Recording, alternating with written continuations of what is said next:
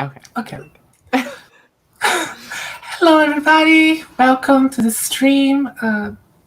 Today I'm having my friend Saint Eve here. It's the first time that she's on my channel. So welcome, Saint Eve. And please, if you can just give a little introduction about yourself. Sure. Hi, everybody. So I go by Saint Eve, or Eve is probably has a little more flow. I am just kind of a part of the atheist skeptic community. I chat with everyone online, and I do some sexy cam girl stuff. So if you want to check me out on Twitter, you'll find all that stuff there. Nice. So yeah, all the chasers out there, if you're looking for a Hi. pretty girl, intelligent, you can look for Saint Eve on Twitter. Totally recommend it. And today we're not talking about this stuff. Today we're talking about politics. We're talking about J.K. Rowling. For those who don't know, she's been involved in some controversy regarding trans issues. She published an open letter with her thoughts about it. She's been involved in quite a few polemics regarding that. So we're going to go through her letter. We're going to discuss. We are probably going to disagree a lot, which is great. Because if we just agree, it's boring. So disagreeing is good content. That's why we're here for. So we're gonna go through it, and and we're going to discuss. So what I'm going to do first is I'm going to share. Let me go through and screen share the open letter. Wait a minute. Let me just close here and try again. Okay.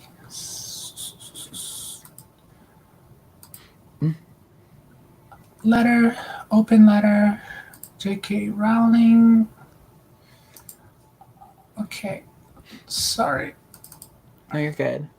Intellectual iconoclasm. I think usually people apply to me, not the other way around. But I appreciate it. Okay. Here we go. So let me just zoom a little.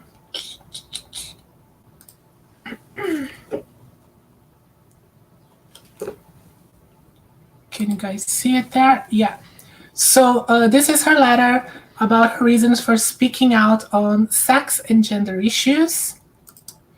So her letter starts with her giving a little background of how this whole thing started. She started to care about sex-based rights, and she explains that she's a feminist, that she cares about these things, etc., and how the whole trans community started to be antagonizing her when she showed support for Maya Forster and showed support for Magdalene Burns. There is something here that I think I want to start. So let's go through this paragraph. I mentioned all this only to explain that I knew perfectly well that it was going to happen when I supported Maya Forster.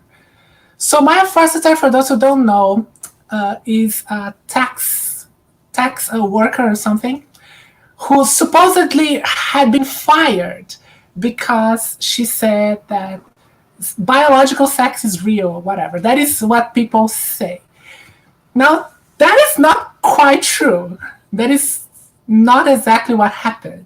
Her contract had ended and it was not renovated, so she wasn't fired.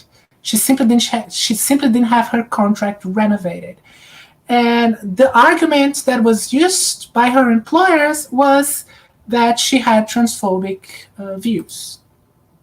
And what Rowling is saying is that the only reason was because she said sex is real. But I think here is the problem with Rowling. It's like, I think her views on this are misguided, because Forster made some transphobic comments. It's not that she said sex is like, one thing is used to say sex is real, sex is binary, trans women are biologically male, technically speaking.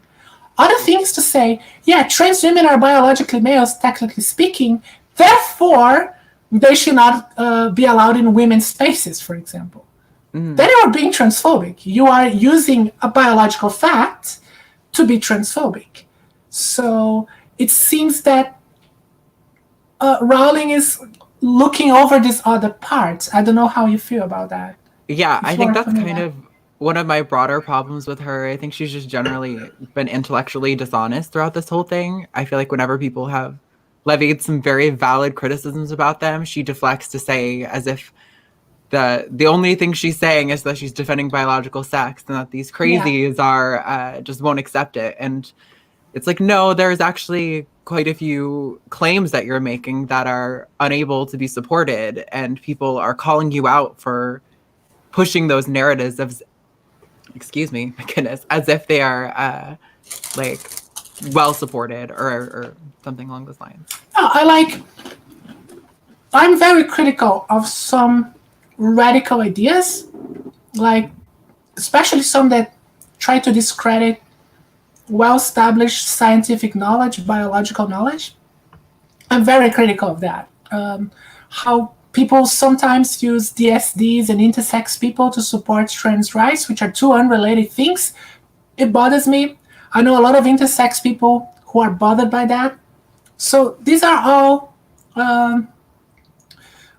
important things to bring up to the discussion as well. So, but I think the point, the problem with Rowling that I see in her letter is that she is just pretending that all these women who had issues like Forsythe or Magdalene Burns didn't say anything controversial, didn't say anything wrong, and that is just bullshit. That is Right. fucking bullshit.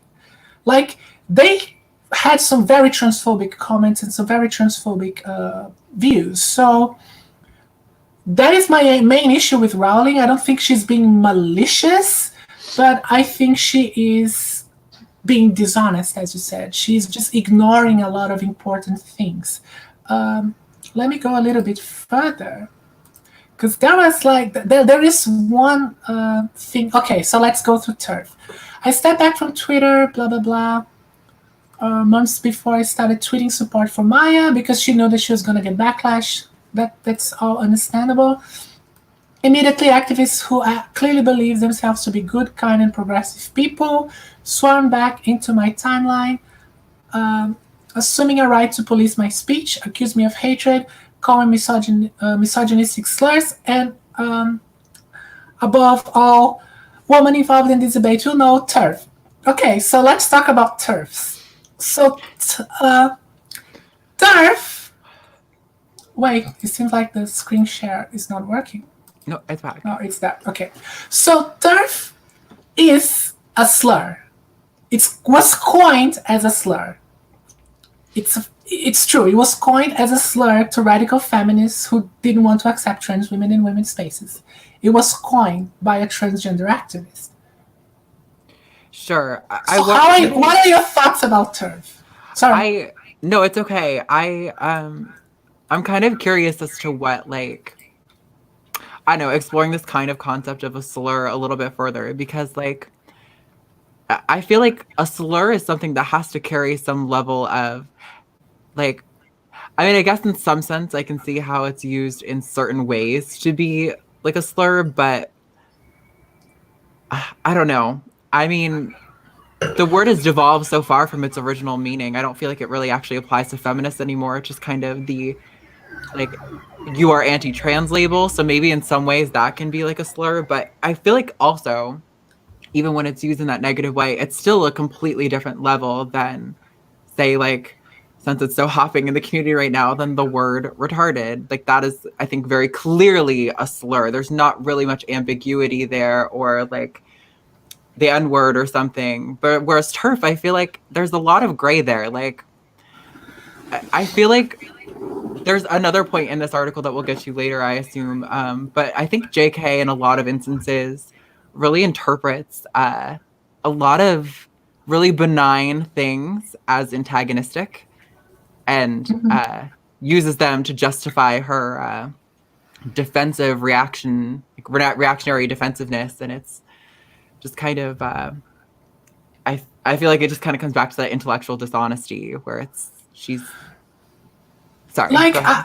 no, I agree with you in what you're saying regarding TERF being. TERF is a political slur, so it's not the same as the word retarded, which was another polemic that we were talking about. That is something that is attacking someone's cognition in the case of the R word. It's like you're attacking someone's cognitive abilities. So it is a slur attacking something that someone doesn't really have a choice of. Like if you have some cognitive disability, it's not your fault. You just Right. happen to have that. While a political slur is a bit different because it's something you can change. You can change your political views. Right.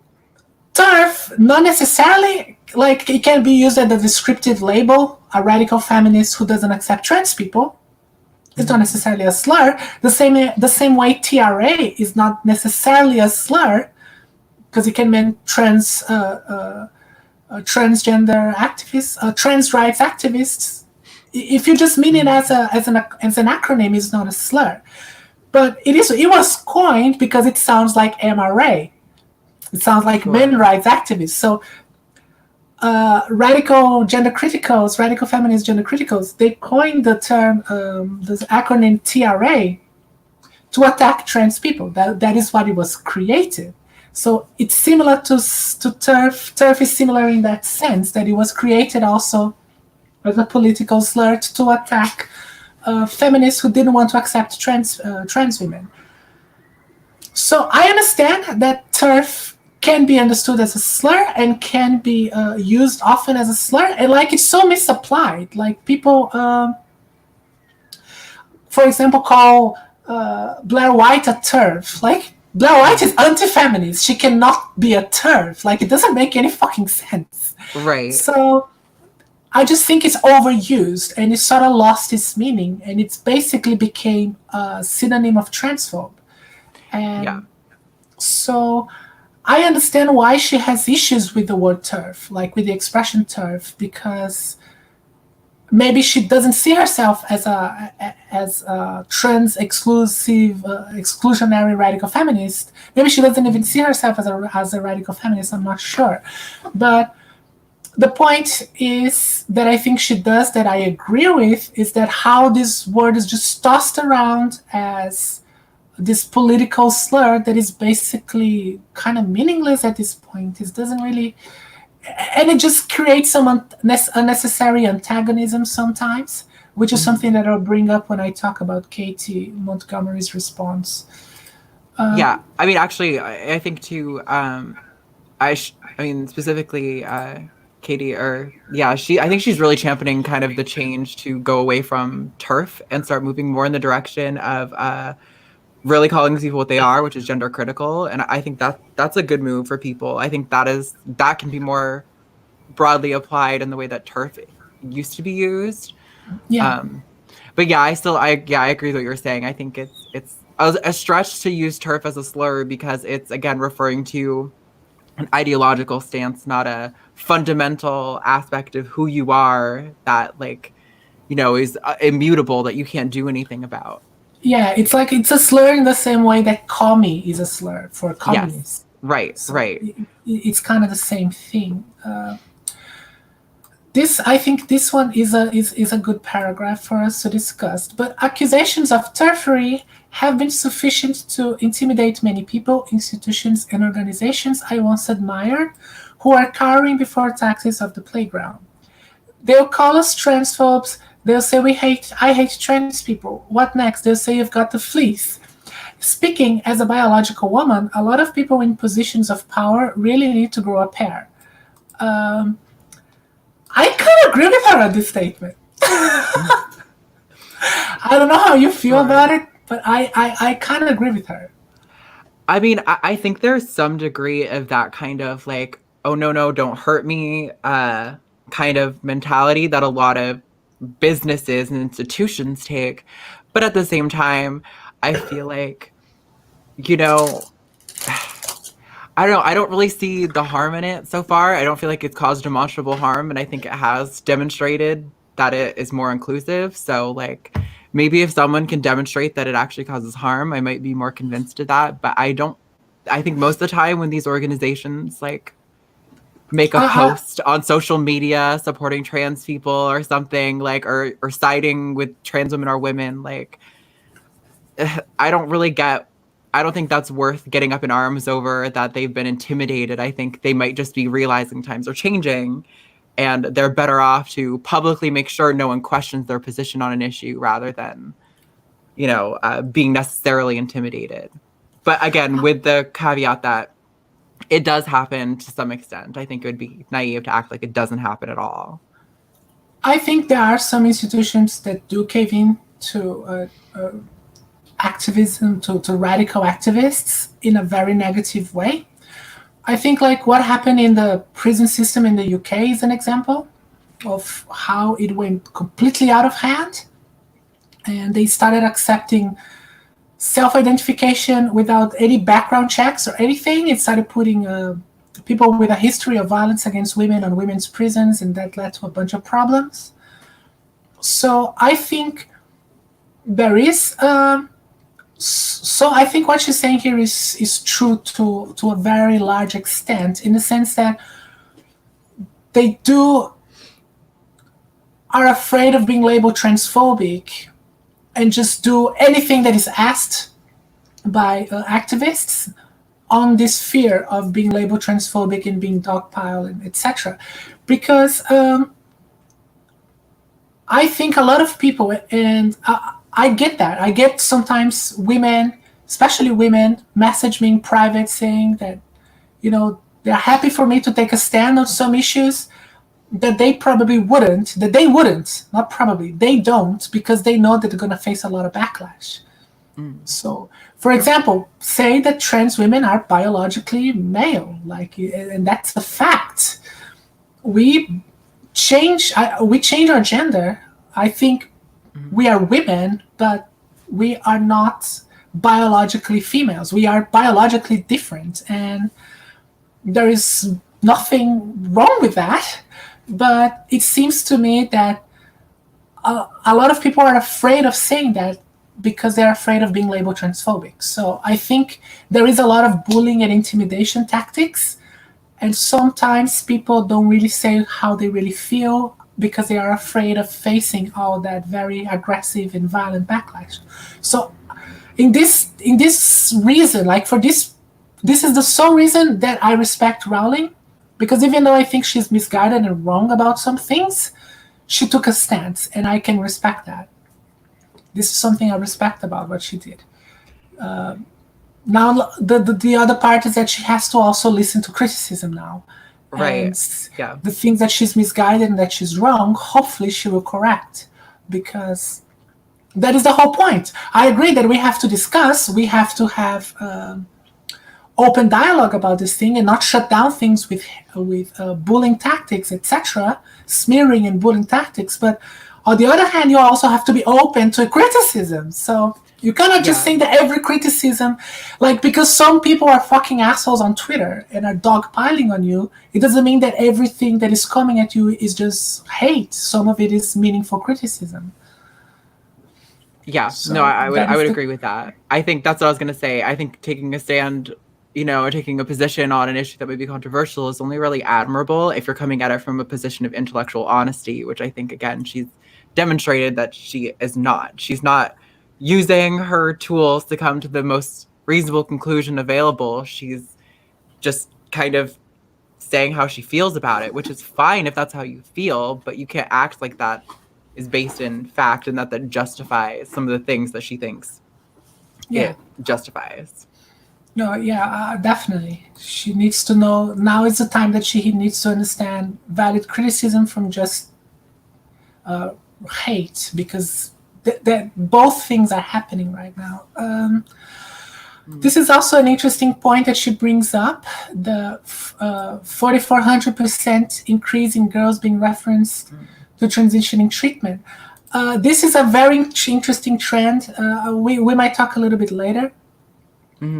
But always what happened throughout history until recent is that it usually were boys that had more would be more often would have gender dysphoria, would be more with boys that would transition to girls, and that trend has changed. And I think this is something that a lot of feminists are concerned about because it seems weird that you see that happening so much more often. And there has been a few hypotheses about it, and one of them is the rapid onset gender dysphoria.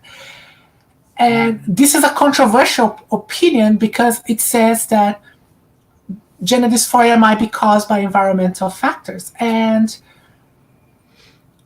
I think the backlash against this hypothesis is extremely unwarranted. It's unwarranted and extremely unnecessary because we are seeing more and more often cases of transitioners, and usually transitioners are female, are girls who transition to boys and then moved back and became women or girls again.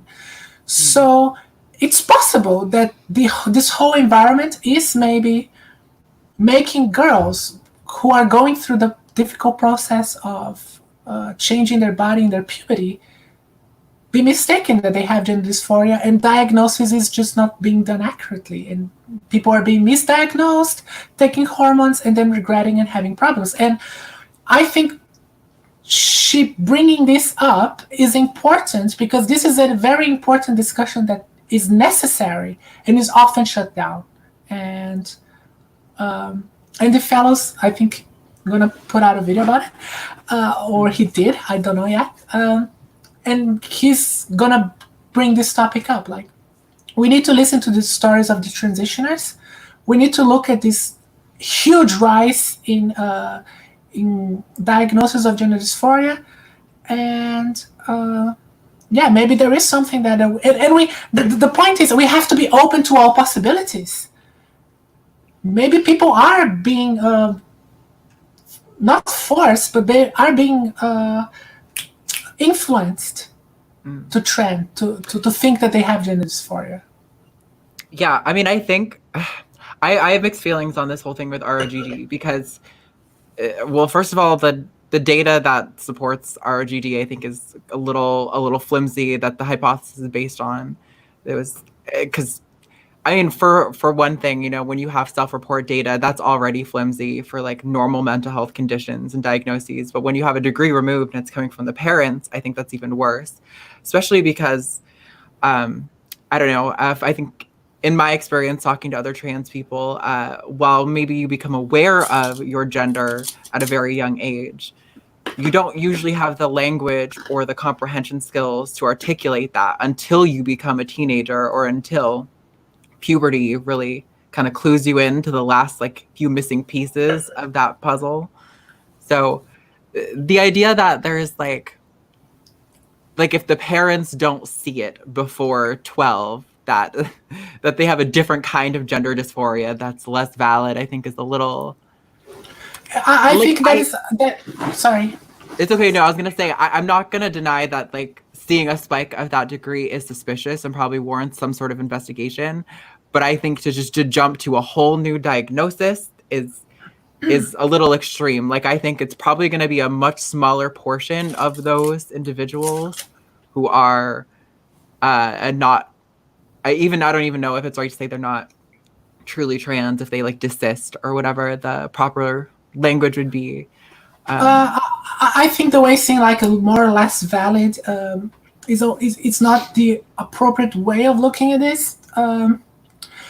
I think the more point, the main issue here is diagnosis of gender dysphoria used to be really difficult to get, really hard.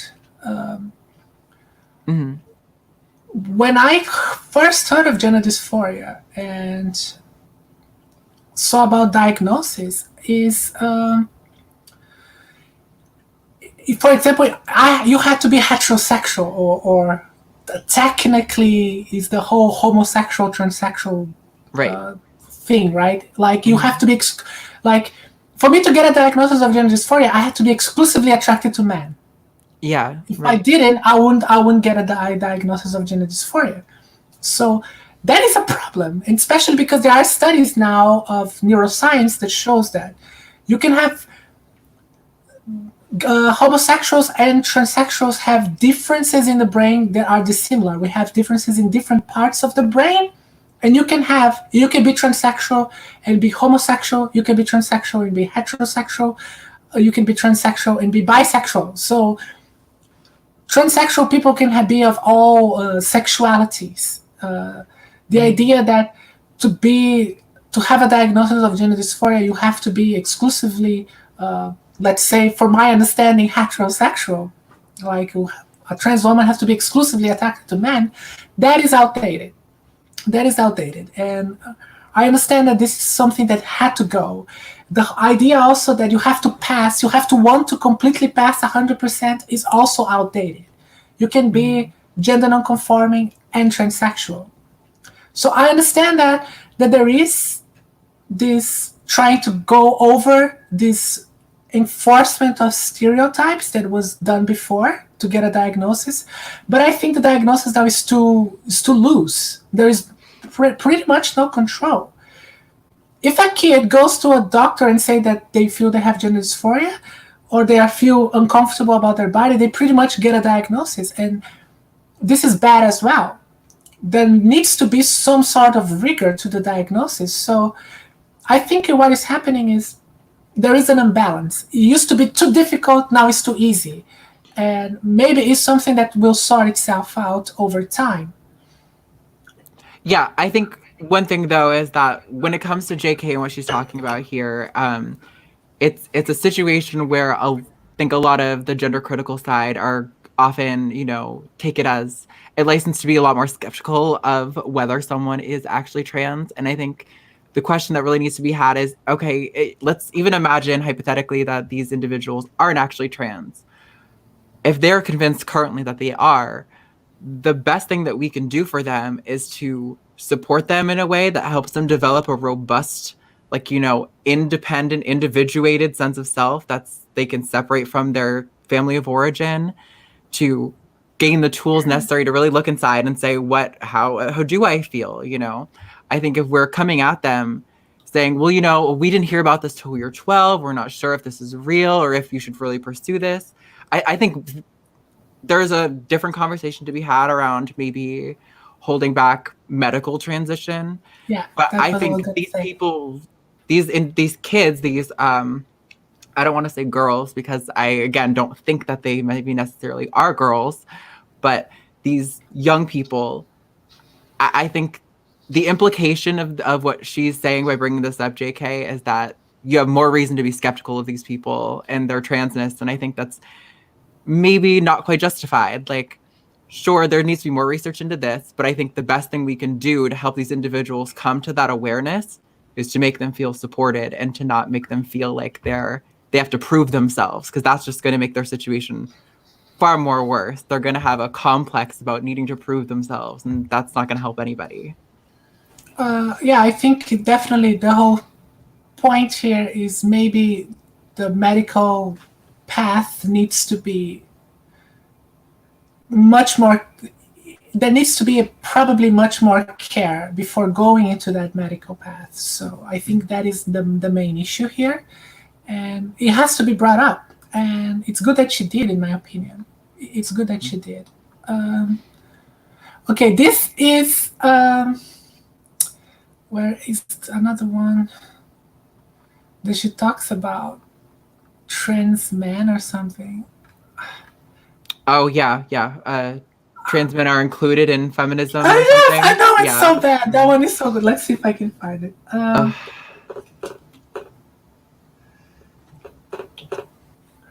Yeah, right there. Oh yeah, this is great. I think I actually went over that. Right. Yeah, we kind of roll past, but that's okay. We're coming back.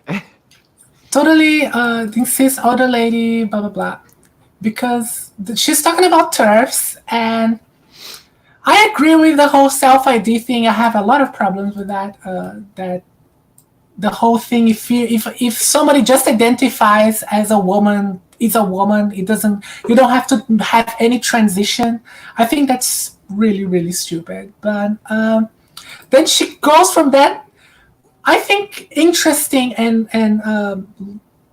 very reasonable point of view to just say that radical feminists aren't even trans exclusionary. They include trans men in their feminism because they were born women. Like, no! That is like the cringiest fucking sentence in the whole thing. Yeah, no, They I would include agree. them because they don't think they're men. They consider them women. They consider them that the transition was useless.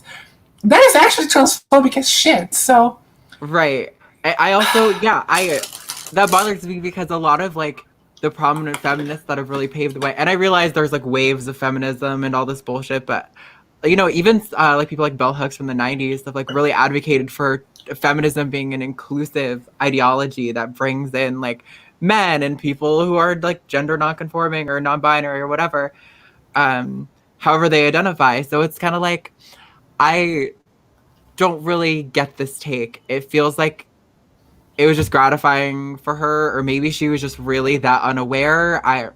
Maybe that's a more charitable interpretation. It's a bad take, and I wish she would, like, this would be a great place for her to be like, that was yeah, stupid. Sorry, yeah, I said the wrong thing. Like, I agree. No, this I totally agree with you. This is like something that she would score a lot of points if she would just say, yeah, that what I said about feminists, radical feminists not being trans exclusionary because they accept trans men was really off. Sorry, yeah. guys. That was stupid. Sorry. Because this is like, oh my god, it's so bad. So bad. Uh, then she goes about her story. I think this is another thing that I can sympathize a lot. This is the point that I actually think most people could sympathize with her when she brought her story about being a victim of domestic abuse by her former husband. This is something that I think trans cis women can both sympathize and relate. I am lucky I never suffered any sort of abuse from men except sexual harassment. But even sexual harassment is something that is fucked up. And I didn't suffer any sort of that shit before I transitioned. So it's something that men don't, I think most men at least don't really understand what it's like. The fear that we feel for men, that we don't know if the guy I'm dating could turn violent. I don't fucking know. And that is something that every woman has to deal with, I think, all the time. And this is, I think, an interesting point for her to bring it up, like that she cares about that sort of thing. And I agree that misogyny is rising. I see more and more often misogyny on the rise in our culture. But I think she also uses that as a sort of emotional manipulation to say that we should fear the transers, like we should fear the trans activists because of that. Well, And I right. think it's a bit dishonest of her to do that. Yeah, I mean, like, again, like, I think everyone that I have, every circle that I've been in, people have said, we commend you for coming forward with this and like for taking ownership of your story. That's an admirable thing. But also, like, I don't know if the only place you can really relate. Oh, she didn't say the only, so I won't say that. I won't. Uh, that seems a little unfair, maybe. But the main place where you say you can relate to trans women is in that we are victims of violence often too. Like, I think. I don't know. I think we are probably broadly more similar just in general social categories than just on the fact that we may be inclined to be victims of violence, like statistically. I think that's kind I of. think there is a distinction between, and that is the thing for me. There is a distinction between a trans woman like yourself, like myself. We are transsexual. Between self-identified trans women who don't go through any fucking transition and are biologically, physically, completely men. There is a Yeah, I distinction mean, there. I think it's hard because also at the same time, the research that does exist that a lot of I think trans people like to boast for the existence of being like binary transsexual is not even that that solid. Usually their what do you call it? Their number of participants are pretty low to really make any broad generalizations about.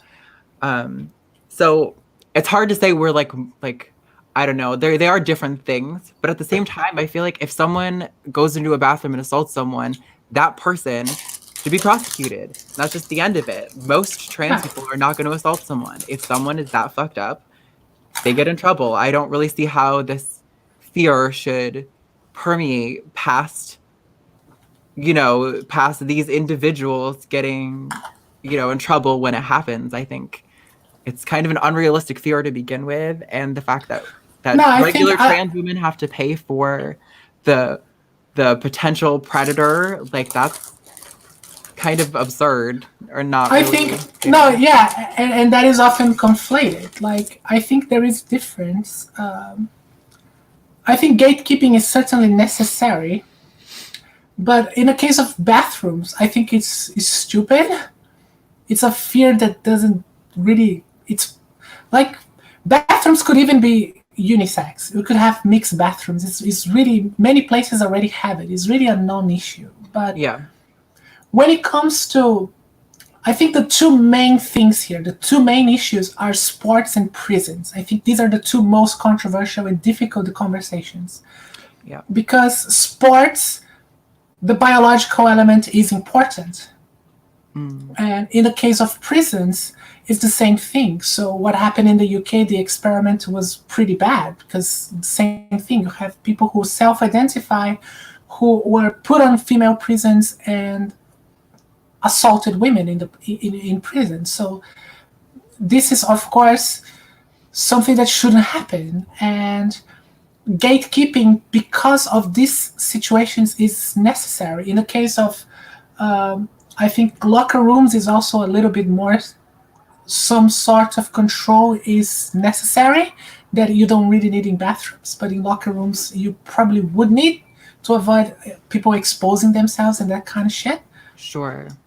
I feel conflicted on a lot of those issues. I think when it comes to sports, I can't really say much because I'm the most non-athletic person on the face of the planet. I don't know anything about sports or how sports function. I feel like there's probably a way we can figure out to make things inclusive, but I'm not the person to be a reference on that. With prisons, I actually think that argument is something that needs to be talked about a little more. But I feel really conflicted on things like locker rooms and such because, like, I don't think that it's, I don't know, most trans women that I know, most people who would use a women's locker room wouldn't be interested in having anyone know that what they've got going on down there anyway. Yes. But also the things that you have to go through to hide that in a locker room kind of environment, it sucks. It's painful. It's not fair. And it's literally, it's so uncomfortable to live with.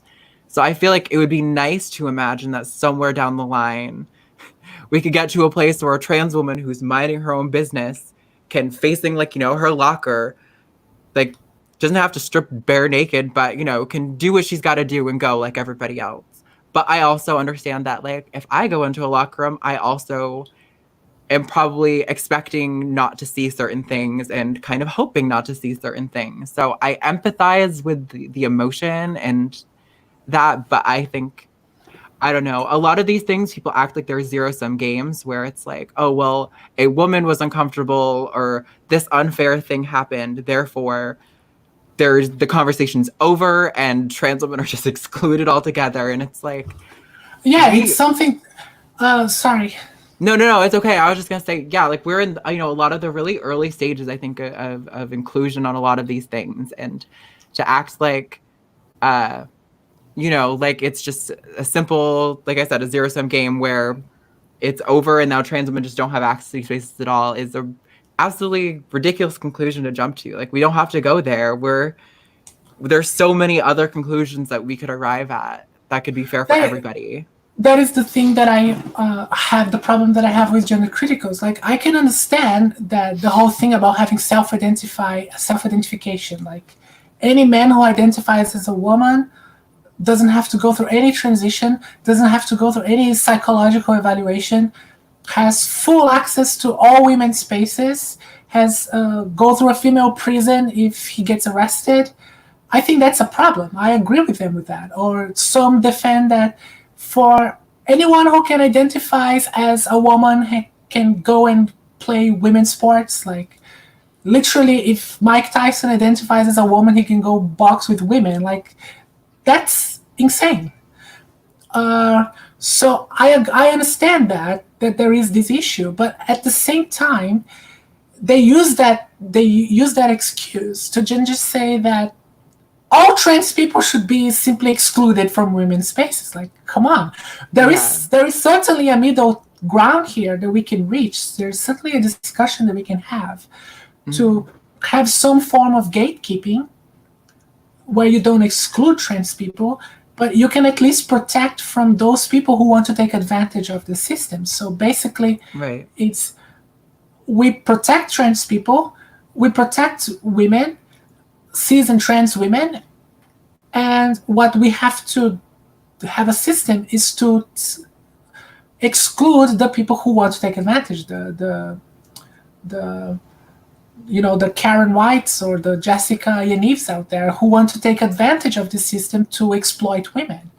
So this is the discussion that we need to have. And gender criticals tend to put everyone on the same basket. Like, we're all Jessica Yanives. Like, fuck off. No, we're not. Like, we usually see trans women criticizing people like Jessica Yanives because, they make us all look bad.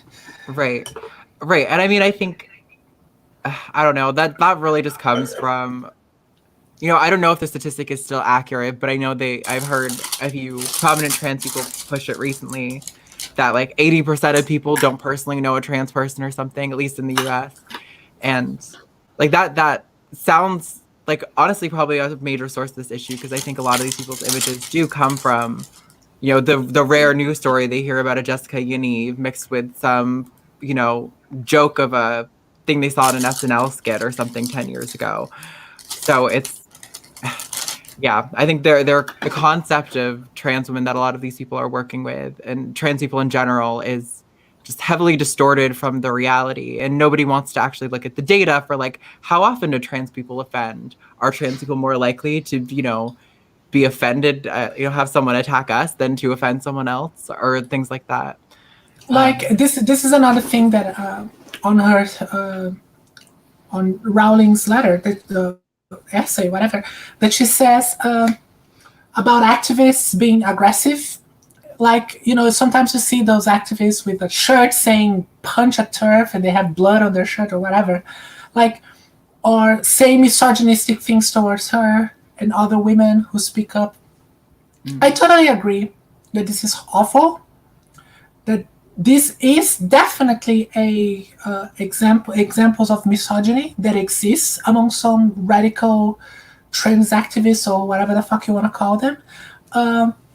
People who claim to be defending trans rights, etc., and are just being extremely aggressive and even glorifying violence against women. But how many times have actually happened of a so-called trans activist actually punch a TERF?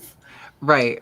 I definitely agree. It's not conducive at all to productive conversation if you actually want them to change their mind. But at the same time, I think, a lot of the gender critical folks will use that as the kind of, like, I think what you're hinting at is sort of a scapegoat to be like, see, they're all violent misogynists. And it's like, I highly doubt the vast majority of people who sport that phrase, which is already a small number, would actually even follow through on it.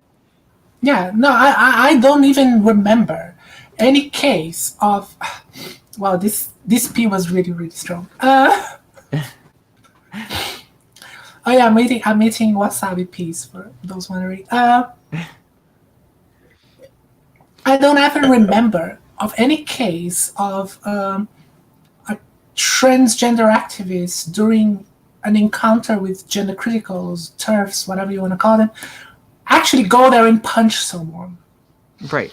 I remember there was this thing that happened in the UK where some gender criticals were having a meeting was trans exclusionary, and then the trans activists swarmed in and started to punch the walls and the windows and doors and shit just to make noise. Stupid. I don't agree with that kind of shit. It's dumb. But they didn't really hurt anybody. That's a common protest tactic. I've been Yeah, doing I know. counter protests, and we'll bring like rape whistles, and while they're trying to have their bullshit talk, you blow the whistle so nobody can hear what they're saying. Like, that's a common counter protest tactic. Noise. And many of these radical feminists have probably done the same when there was some men's rights activist meeting or something like that. So it's like, I don't agree with that kind of shit. I think it's unproductive, it's unnecessary, whatever. But that is not the same as causing harm, violence to someone. So yeah, I think it's a lot of this. There is a lot of stupid people on the internet, or a lot of stupid people who sort of bring up this rhetoric and glorify violence. But how many times has that actually happened? So right. And I think it's important to say, like, and if it does happen, just like with if a trans woman does rarely assault someone in a bathroom, or any trans person for that matter. Sorry, I'm just saying trans women because that's my experience. But if that were to happen, like, prosecute them. Do what you got to do. The person committed a crime, then they'll, follow up on it. Like, I don't know what else to tell you. Like, just because a trans person did a bad thing and is now going to be punished for it does not mean that you have to fear every trans person you interact with is going to behave the same way. I agree with that. I agree. And it's a little bit... It's a fear tactic, and like she talks, I don't think I'm gonna find here, but at some point she mentions about the environment of fear that trans activists create to young people. That like in the UK, they're literally murdering trans people in the UK, which is objectively untrue. Like, hate crimes against trans people in the UK, the last time someone was murdered for being trans, I think it was a long time ago. It's not common in the UK, for example. In America, it is much more common, but in the UK, it's very rare. It doesn't really happen. So there is this rhetoric of fear that is used to radicalize trans people, young trans people especially. But she's kind of doing a rhetoric of fear to radicalize women against trans people too. Yeah. So that is hypocritical. Yeah, I mean, that's honestly, I know I said, like, one of my major issues is her intellectual dishonesty. And I think the second issue I have is that because of her intellectual dishonesty, while she may not be directly causing harm, I have experienced significant increase in hate from gender critical people on Twitter since this stuff has started. And I genuinely think, and I could be totally unjustified in making this claim, by the way, saying that right now. But I genuinely think that there's some sort of relation there between her validating these people and feeling like it's okay to be, explicitly hateful and obtuse about these issues, and those people going out there and being explicitly hateful. So I think it's, she has a huge platform. So many people have looked up to her. So I think it's just, this is an incredibly irresponsible thing to do, I think, for someone of her social stature. I like, the thing for me that I say that I think is good is that she put it out there. Because the way I saw, and I actually talked about this with another trans woman I follow on Facebook, she was trolling the internet, like, because she was just posting shit out of context. You didn't really know how she thought about it, but I think this essay, at least she puts her thoughts out there, and we know what she actually feels. So I think this is good. I think this is positive. But now is the time, as we spoke earlier, where she has to understand the criticism and think that some of it, yes, it's hateful. Some of it, yes, it's horrible. It's unnecessary.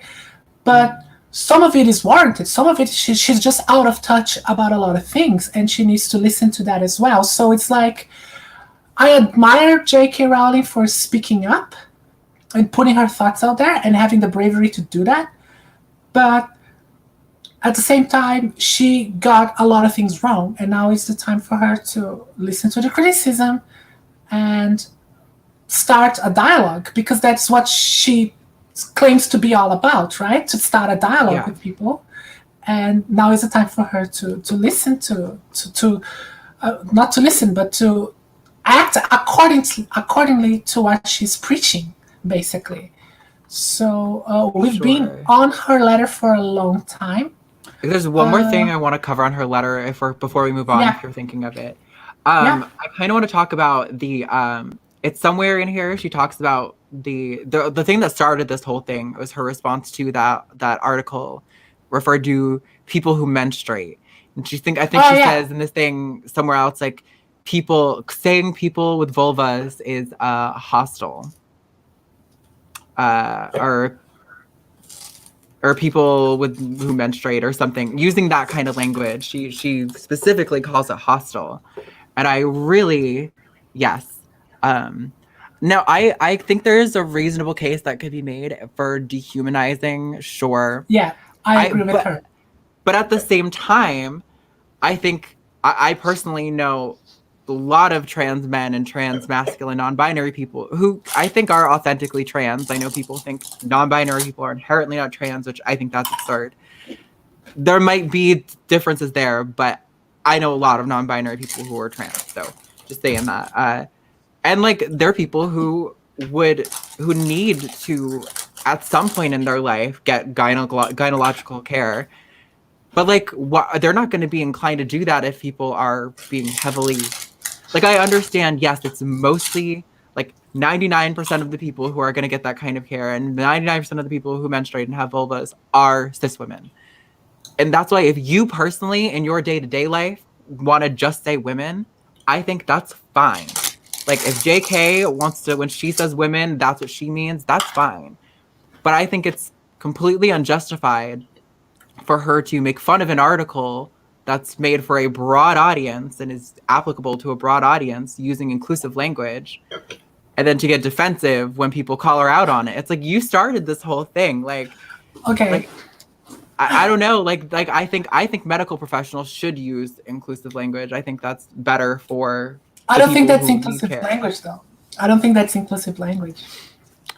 I think calling people menstruators, it's really dehumanizing. It's awful. It's awful. Well, I think menstruators sound bad, but I think calling women formless is dehumanizing, as the UN did. UN did say that women have no form. They're formless. Was that the article that started this whole thing, though, or is that no? That's something else. The UN, the UN, the women's branch of the. It was the United Nations, the human rights resources. I don't know. It's the part of the UN that deals with human rights and with women specifically, and they refer to women as formless. Yeah, and I mean, that is really fucking bad. That is terrible. I'll say that, yeah, formless sounds bad. Menstruators sounds bad. I think sounds awful. It's horrible. But I think people who menstruate, I think, in certain contexts, I think might be maybe that's not the right phrase. But I think, regardless, I think there is a need to use more inclusive language for those specific instances where people are talking about medical, procedures, regular medical procedures that even trans people have to get, people who aren't women. If we're taking the position that woman is a gender sociological term, there are people who are genuinely aren't women then who menstruate and who would need care. And I think that's not terrible to want to include them. I could accept that maybe that's not the right phrase to be inclusive.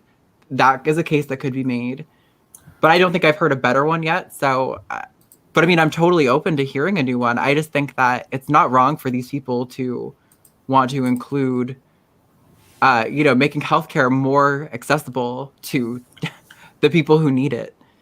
Um, I just think that I just think to call it violence is a little bit of a stretch. no, violence is definitely hyperbolic, but I think it is dehumanizing to women to refer to, because yes, trans men also can menstruate. Some intersex people can menstruate, but 99% of people who menstruate are women, are cis women, and you can be inclusive without being dehumanizing, and I agree that that sort of shit is dehumanizing. Here is the one that I want to show. UN Women. So they said that every woman is a woman. Women are multifaceted, intergenerational, international. They're limitless, formless. That is pretty bad. I mean, yeah, that's That a poor is choice of pretty words. bad. It's pretty Yeah. bad. But I also feel like a lot of these criticisms though are they're sort of straw man arguments of like what they're saying. Like, yes, formless is a terrible choice of words. This person should have used something different. But I think we also understand that they're saying that women come in all shapes and sizes and all forms, and they can still be women. You can still have a cis woman who has broad shoulders and is super tall. Like, But there is a difference between saying they come in all forms and say that they are formless. They are not the same thing. So it is. sure, It was a pretty bad choice of words, and yeah, the same thing with menstruators. I think the problem that I have with the whole menstruators thing, right? Because if you say women and trans men, for example, a lot of trans men are going to have issues with that because it makes them feel dysphoric. Remember the fact that they menstruate, because that's a female body feature. So right. it's like there is the problem I see. Okay, there is someone on the chat that is really going wild with anti-SJW rhetoric, which is fine. They're free to do it. But the problem, I think, it is a little bit to do with PC culture. It's trying to please everybody. You can't. It's impossible. Sure, I think the whole menstruators thing is an attempt to try to please everybody, and it's awful. It's extremely bad. I hear that argument, but at the same time, like one of my old roommate, one of my best friends is non-binary. They're very masculine presenting. They're fully medically transitioning, and like for them, seeing JK act like only women menstruate was kind of like that triggered a little bit of dysphoria in them. And like nobody's saying like, oh, these people can't handle it. Like, yes, we handle it, we move on, we have dysphoria, whatever. People make us feel dysphoric. It's not the end of the world. But like the problem is just that like you didn't need to pick this fight. Like maybe like if you had a criticism of that language, that's fair. You could say, hey, maybe this isn't the best language to accomplish the goal that you're thinking it needs to accomplish. That would be a totally different situation. JK would be in a completely different boat right now if she had approached this in a way that was, respectful and intellectually honest. But again, that's not really her style. It's to, paint the whole situation as completely absurd when, like, actually, I think there's probably some justification to what these people are trying to accomplish. Maybe they missed the mark. That's valid. But yeah, I think being inclusive of people who, and again, like we always say, like I was saying earlier, if JK, when she goes home, exclusively refers to people who menstruate as women, who gives a shit? When you're in private, what language you use is different. But when you're an extremely popular, influential figure making a public statement, I think you have to be more careful about how you handle these things. But do you think that it is offensive to, instead of say menstruators, say women? I don't think it is. I don't think it's necessarily offensive. And again, I think, if I remember correctly, the article wasn't even a medical journal. It was like maybe an op-ed or something, referring to, I don't remember exactly. I don't think it was a medical article though. It was just referring to medical things. Yeah. And I think it's not necessarily that it's offensive to say people who menstruate are women, but I think it's also justified if they want people who aren't women who do menstruate to pursue care, to But the try to problem find is, language that fits for everybody. if you're gonna be technical, the term to be used is biological females. That is the technical term. But if they use that term, they're gonna say it's a transphobic dog whistle. But that is the point that I'm making. Like, you can never please everybody. People will always there will always be people who are gonna be offended. So Sure. I think there is this necessity that some organizations are seeing to try to be PC and just please everyone. It's just not gonna happen. So I am very, like, one of the things that I'm mostly vocal about is that there is this distinction between what is biological sex and what is gender. So the way I see it, I am a woman, but biologically I am male. I'm a biological male who is a woman. That's what makes me a trans woman. But this used to be uncontroversial until not long ago. But now, out of a sudden, it is controversial. If I say that, I am transphobic. So this is the problem of there used to be that separation between what is biological and what is our gender. And this separation seems to be muddled more and more often. And I think that is a big problem. Yeah. And I think in some ways that is something that J.K. Rowling is bringing up, and it's important as well. Sure. I think I agree with you that I think, I don't know, we used to have maybe it was only within the trans community, I'm not sure, but it felt like we used to have a pretty clear distinction of sex being one thing and gender being another, and it's kind of gotten reconflated. Like, we separated them, and now they've gone back together. So that is a little confusing to me personally, especially considering just what I know from my personal experience, my lived experience. But yeah, I mean, like, I think, again, it's totally valid if JK is having concerns or reactions or feelings and wants to address them. I just think the way she chooses to do it is often, I think you could almost justifiably call it antagonistic.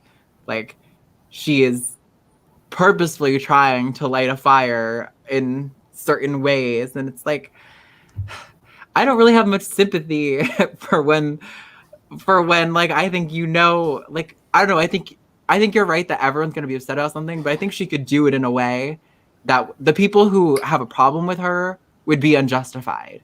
But now she did it in a way where the people who have a problem with her are kind of justified in having a problem with her, because she handled it in a way that was not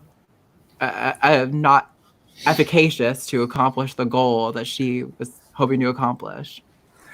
My view on this is that I don't think she's being malicious. I think she's just misguided and perhaps dishonest, in a sense that she has bought too much into gender critical bullshit and is not being critical of what gender criticals are putting out there. She's just buying into it. And before, like, we are pretty far out here. I didn't want this to go too much above 1 hour.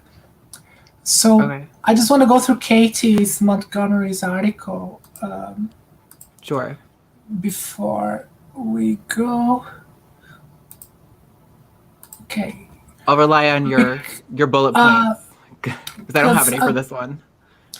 But I did read it. What I want to talk about Katy's article. Like, first thing is, even though I agree with some of Katy's points, if you think like Rowling's article is antagonistic, Katy's article is way worse. She's way more antagonistic, and I don't agree with that. Like, if your point is to make people who disagree with you buying into your points, like, that is what should be the whole point. The way she writes is so aggressive that it's going to turn a lot of people off. And people who don't agree with her will be turned off by her first fucking sentence, like by her first paragraph. Recently, Rowling tweeted some transphobic statements and dog whistles. Like, this kind of shit, it will immediately turn people off. Sure. Yeah. And that is a problem. That is a problem. I don't I was agree gonna with that say, I sort of think rhetoric. I It's unhelpful. I would definitely, I'm interested to hear your case more and how to hear you further this case more, because I can agree that there's probably certain sentences like that that are going to, sure, the GC people are going to click away immediately when they Yeah, read that. yeah. But I don't know that I would say that, at least from when I did read this, I wouldn't say that I interpreted it that way. But there's also, I'm obviously going to be biased towards Katie's point over JK's. So, So unfortunately, here the images and shit that she shared are blurred. See, it's all okay. blurred. So let me do something a little bit different. Let me go see if I can share the actual thing. Yep, I can. So let's go to the actual article here. Wait for it to load. Because there are some important things that she brings up. Okay. So this is from the court transcript from Maya Forster's case. Mm. So I conclude from this and the totality of the evidence that the claimant is absolutist in her view of sex, and it's a core component of her belief that she will refer to a person by the sex she considers appropriate, even if it violates their dignity and creates an intimidating, hostile, degrading, humiliating, offensive environment. So basically, what the court has decided here, what she was arguing is not just that sex is real. What she was Right. arguing is that if, for example, she was your coworker, she will refer to you as a man because that's Yeah. technically your biological sex. Right. Like an employer can say, no, we don't tolerate that bullshit in our workplace. Like Yeah. here, you respect your coworkers. We don't Right. accept that, so fuck you. You're fired. Especially because most modern developed countries have laws against discriminating and hiring practices against trans people. So, like, Yeah, how are these employers expected to maintain an environment where they hire trans people, make it safe for them to work, and allow her to call them men in front of other people? Like, that's obviously the employer is going to have to fight, like, or whatever, repeal her contract or whatever yeah, the appropriate terminology would be. Um, yeah, I don't know. absolutely, Like, absolutely. Like one thing is sometimes you slip up, like right. especially old people. Sometimes they might, if you have transition at the workplace. I had to quit my workplace when I transitioned. I took some time off Mm, because I knew it was going to be difficult for my coworkers because they were used to call me, refer to me as a man. For mm. them to start referring to me as a woman would be hard. It was hard for my family. For my coworkers, probably would be more difficult. So I can understand that sometimes people might take some time to get used to it. But if you are purposely being an asshole and misgendering people, your coworker, and making them feel uncomfortable at the workplace, like fuck you, go Yeah, find another job. right. And then people say, "Oh, well, why do all these trans women do sex work all the time?" It's like, "Oh, I don't know. Maybe because it's impossible to fucking please everybody in the actual workplace." Yeah. Lida Hall brought. I don't know the details. Lida, Lida. Sorry if I'm mispronouncing your name. Maybe it could be the case. Maybe it could be the case of someone who is male presenting and wants to be addressed as a woman. So I think there is also this sort of common sense there that I don't know about that. If he was not a coworker or not at work, I don't know that. So yeah, these are other important details though that I'm not aware of. So if that is the case, if that is the case, then yeah, there might be another discussion here to be had. But the way that it seems to be presented here by the court is that she was being very, she was not being, how can I say, Cooperative. yeah, she was being very rigid in her views, in not being able to have some flexibility, like accepting a transsexual person and address them as they want to be preferred. But yeah, I do agree with if you have a male presenting male, like to be addressed as a woman, I think it's unreasonable to expect that from people. Sure, it's definitely going to be more challenging for people. But yeah, I don't know. At the same time, what it seems like I'm getting from this, and like I would agree at the beginning of my transition, I didn't pass necessarily, and if somebody was, there were people who called me, he and him, and they referred to me in a male way. Uh, when I was at work, and if it was around, like, if it was just around coworkers or like our clients, like I didn't really mind because everyone knew I was trans. But when, say, like a client's parents were over or something, like that's when it becomes intimidating and hostile because you don't know what that person's position is on these things. You don't know how they're going to interact. You know, it's not fair or right, or it completely removes your opportunity for, having it being a self-dignified person to have people intentionally outing you. I think there's only a very, very tiny percentage of trans people who would get offended by a mistake. Yeah. I think it's completely. Most trans people I know don't even care if you purposely misgender us when you go home, but at work, like, yeah, you're gonna fucking gender me correctly. If when you get in the car, if you have to say he 500 times to get it out of your system and feel good, like, fucking go for it. I don't give a shit. But like at the workplace, no, you're going to refer to me in a way that's going to preserve my dignity as a person. But Just don't like you I think would do there is? whatever it takes to preserve theirs.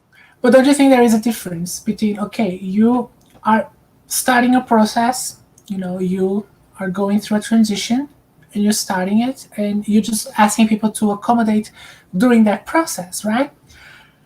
Someone who doesn't have any diagnosis of dysphoria, who is biologically male and male presenting and insists to be addressed as a woman, I think that is a problem.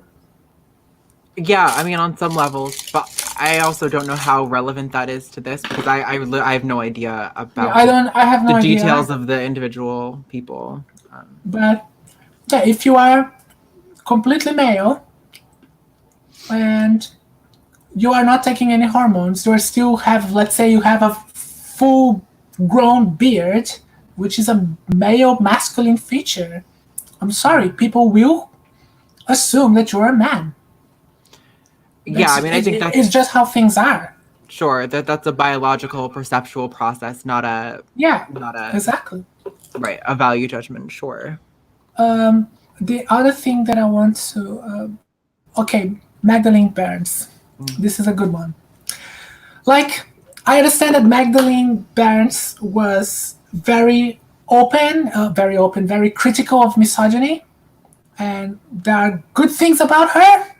That she was a fierce fighter against misogyny, but she was a transphobe.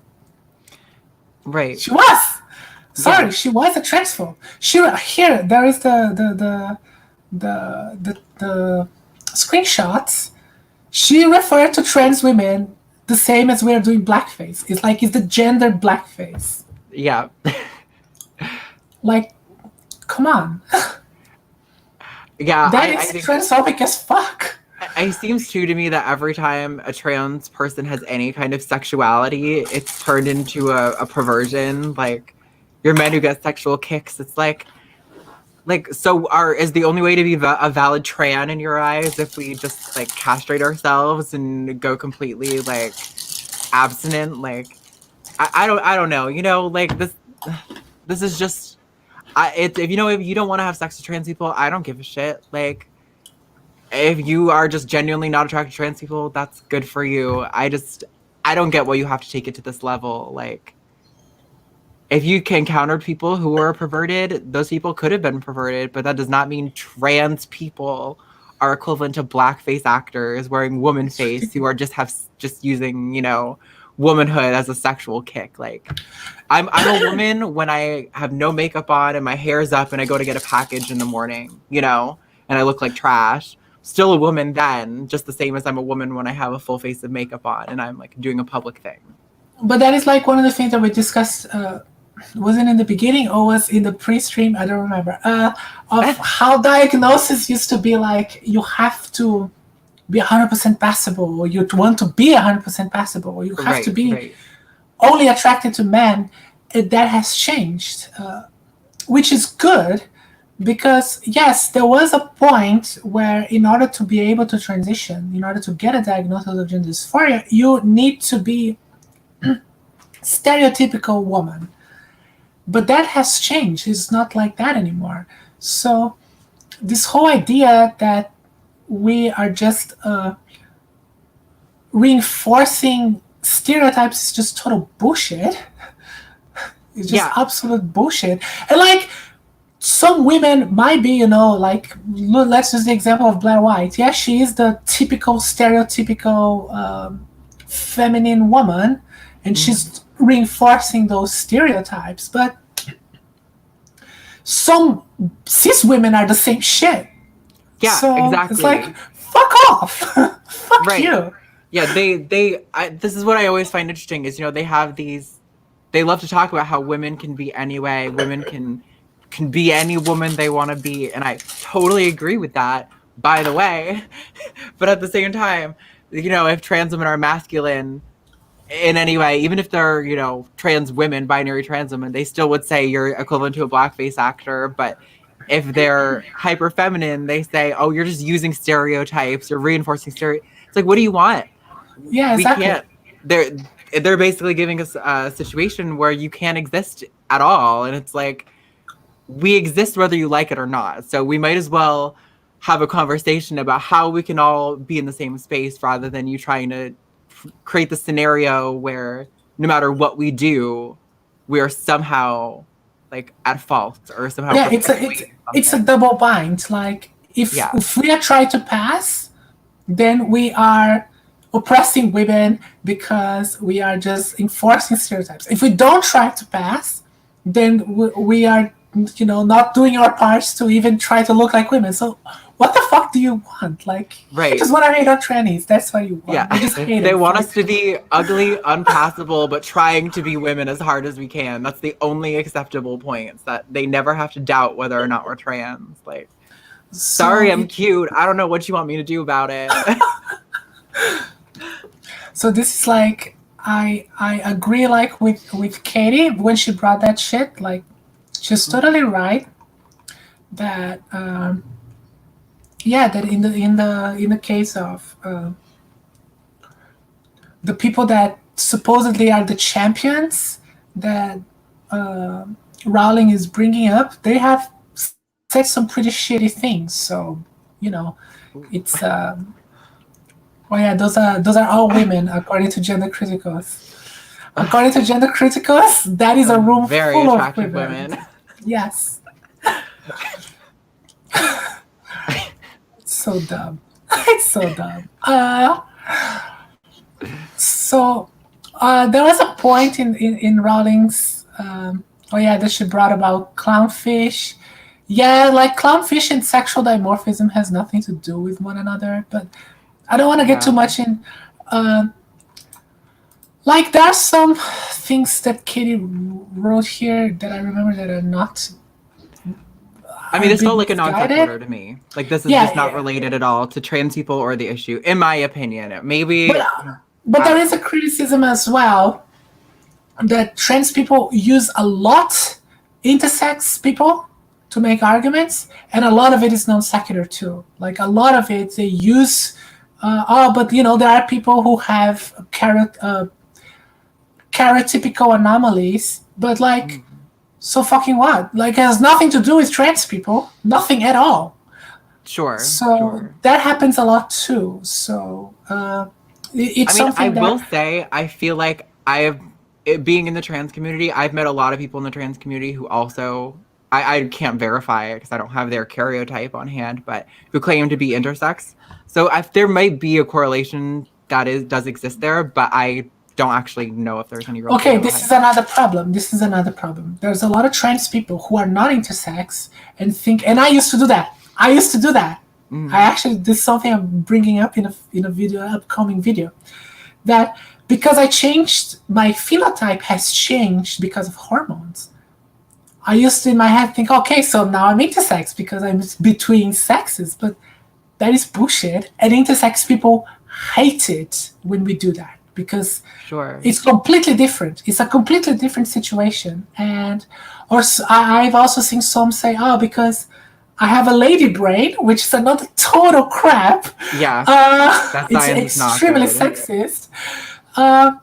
No, the science is actually good, but it doesn't mean that you have a lady brain. It Well, means right, that the conclusion is not, yeah. it's like there are some microstructures in our brain that leads to gender dysphoria. Like it doesn't mean that you have a lady brain. They are like it doesn't work like Right. that. It doesn't. But It's also, isn't that kind of, from what I understand, that research is kind of similar to the research that would suggest that, like certain mental disorders come from certain neurochemicals in your brain, where it's like, yeah, I mean, there's some correlations and associations to be had there, but also there are people who don't fit in that at all and who feel normal. So it's like, can you really say that that's like a neurological, I don't know like, if what research you are referring to. The one that I know is a research that was published on Nature on 2017, which was CT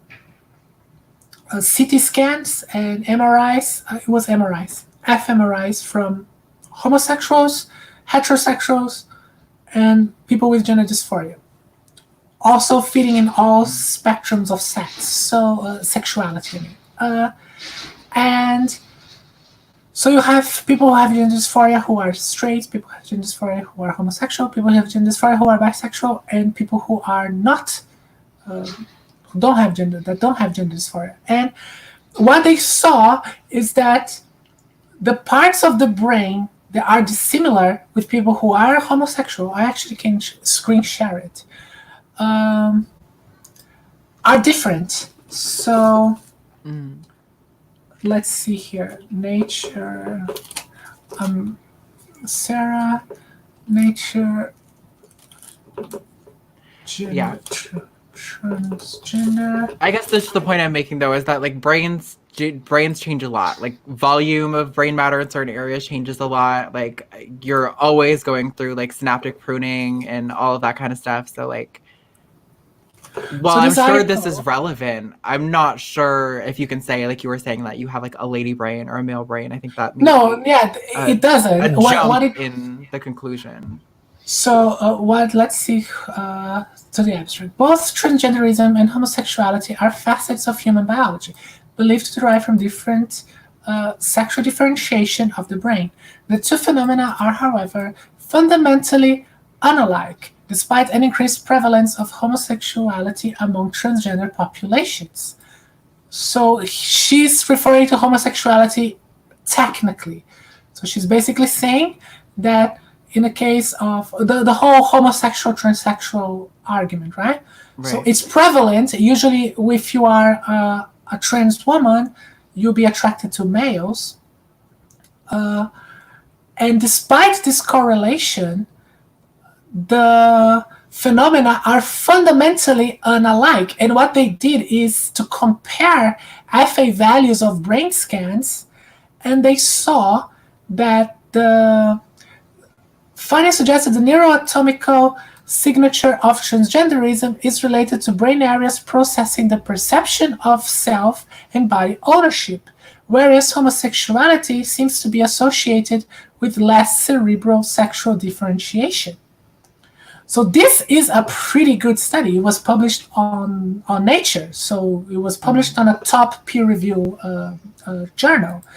And this study concluded that both are facets of biology, and there is another like huge study about gay people that concluded that, and they are dissimilar. They are not the same.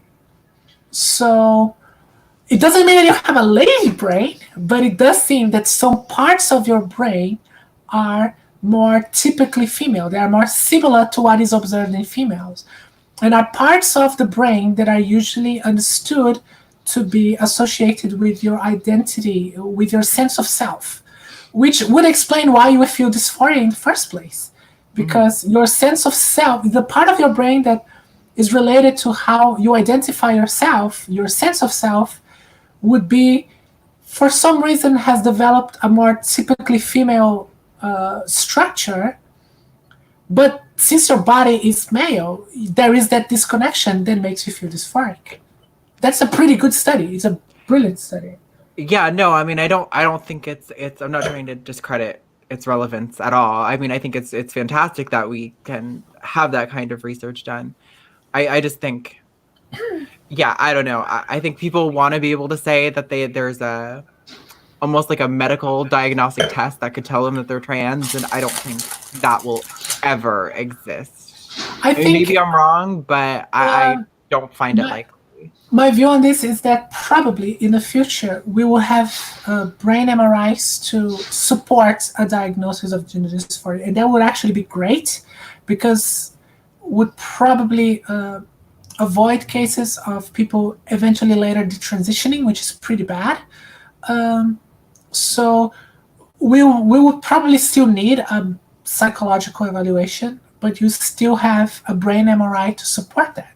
So if a psychologist isn't sure, the brain MRI could be helpful because you could still be genderqueer, you could still be non-binary, and don't go through a medical process. You could still go through that, let's say, social change and change the way how you express yourself, but you don't have to take the medication because the medication can have some very negative effects on your body. So Right.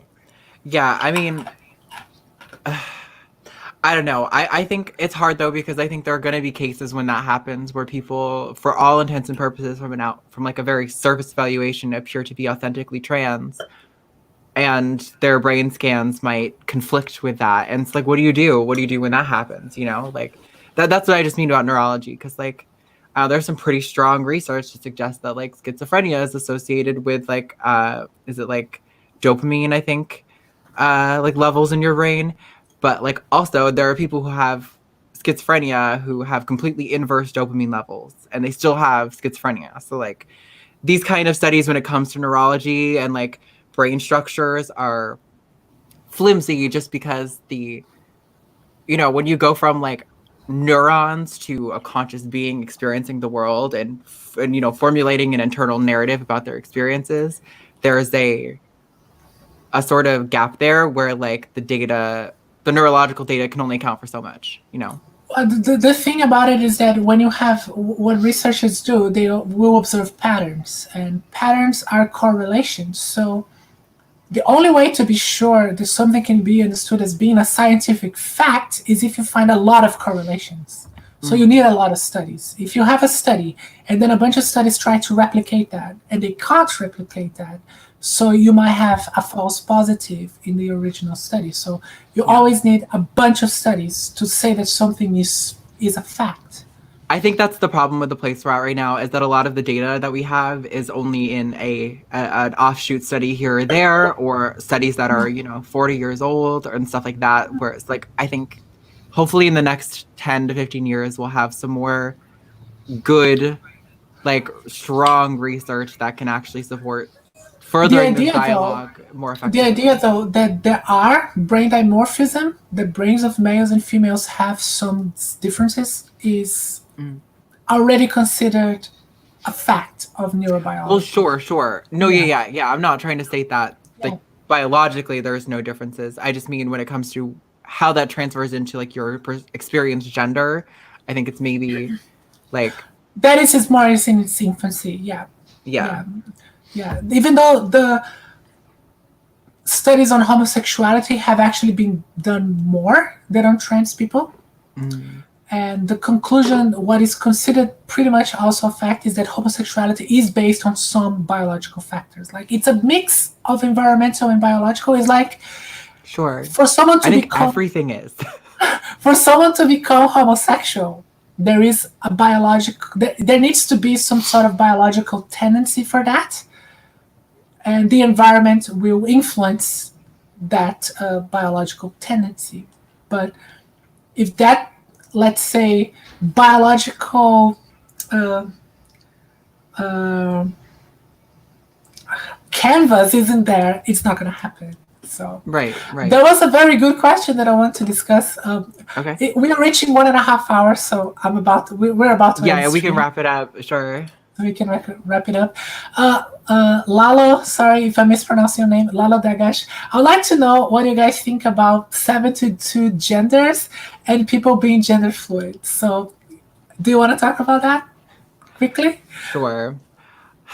I think there are, I'm going to say first, because I think it needs to be said first, that there are undoubtedly, invariably, people who exist who are not men or women who who genuinely that is their lived experience, and I think that they should be respected and treated with dignity. That said, I think sometimes some of these more uh, fringe gender identities are probably an instance of people conflating. They could very well be people who are actually trans on some level, but I think the specific identities that they often choose sound like they're kind of conflating their personality type with their gender. That's a very broad statement too. I'm not saying that applies to all of them, but I think when it comes to people who change multiple times a day, like I will go through like an hour in a day where I'm like, ugh, I feel gross. I feel really masculine right now, and it's making me so dysphoric. But then 2 hours later, I'm like, I feel great. I look great. I'm feeling myself. It's wonderful. So it's like, I think maybe there could be some misattribution of their own feelings and interpreting them in a different way. But also, it's possible that there are people out there who, I don't know, who maybe, I don't know. Human brains are fucking weird, man. Like, shit's My crazy. my my understanding is that there is a conflation between identity and expression a lot. So, Sure. for example, one of my best friends is genderqueer. She's not transgender, and she's very clear about not being transgender. She's a genderqueer lesbian. She she doesn't like to be referred to as a woman because as being a genderqueer, that's a political statement that she's against gender as the whole fucking concept. She's not. Uh-huh. It's not. It's not exactly gender critical. Fuck it, it's complicated. But It's complicated. genderqueer is a political label. It means that you are against gender stereotypes. Let's like put it like that. And but she is pretty conscious about the fact that she is, biologically a woman, and she's female. So, and that is not a gender. That is just an expression. Is how she expresses herself. She doesn't want to be associated with the stereotype of woman. That is what it means to be a genderqueer. But that is conflating now, and genderqueer is seen as a gender, or non-binary, which used to be the same thing, is now seen as a gender. All of these different expressions are being conflated with the idea of gender or gender identity. And even though, like, genderqueer is an identity, it's definitely part of your identity, but it's not a gender. Sure. That is the conflation that is happening right now, and it is a problem. So I wouldn't say that there are 72 gender identities or 72 genders, but there might be, a very broad number of labels that are used to describe different expressions. Gender fluid is one of them, and Mm. yeah, gender fluid could be someone who is androgynous, someone who's sometimes presents in a very masculine way, sometimes presents in a very feminine way, and that is a way of expressing yourself, but is not a different gender. There is this distinction that is conflated a lot, and Yeah. I used to get a lot of shit. I mean, I still get a lot of shit for saying that when I say non-binary is not trans, it doesn't mean that some people who are non-binary are not trans. You can be both, but they are two separate things. Yeah. Like non-binary is not a gender. Non-binary is an expression. Like you can be transgender, you can be go through the process of taking hormones, going through that whole process of having dysphoria, etc., and be non-binary at the same time. But you may not go through that process and also be non-binary. So they are two separate things that are conflated. Sure. I think also something that happens is in like academic circles, you'll have people talking about things like, oh, like every woman is a different type of woman. So there's essentially infinite genders, right? And I think people say that they mean it in a more of a metaphorical sense, but then what you have is young people who are coming up as trans Yeah, interpret it literally, literally. and Yeah, then that kind of gets broadened and spread. I think there's something I think that phenomenon happens a lot where yeah. people come up with these metaphors for things and then they get interpreted literally, and then you see things like this and people are like, wait, what? How do you have 72 genders? um But there is a but problem though, and that is also something I'm bringing up in my next video, or maybe not next, but an upcoming video. That this is actually being taught to children, like literally. They're literally telling that teachers telling children that there are 100 or whatever genders, and that is a problem. That is a where is that problem. happening? That That definitely should was not happen. Yeah, it was on the fucking BBC. I'm not making it up. I'm gonna bring it I up on a video. Yes, Yeah, it's a problem. It is a fucking problem.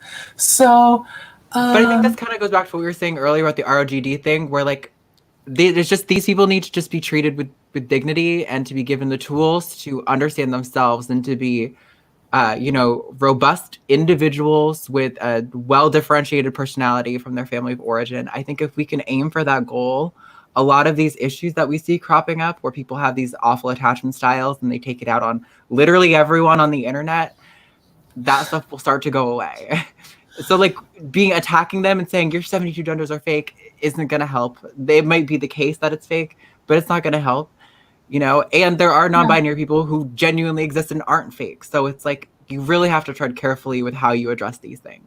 yes, and I admit that at some point I was a bit of an edgelord, and I did say things in a very provocative way that I should have. I know that, but But it's you how you owned it. learn. Take a Yeah, lesson, JK.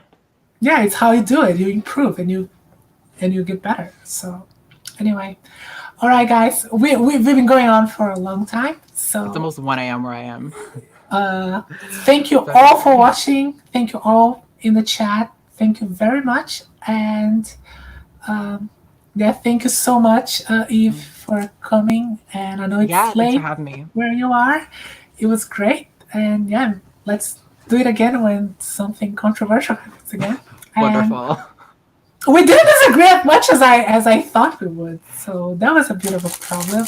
I thought we were going to Yeah, disagree more.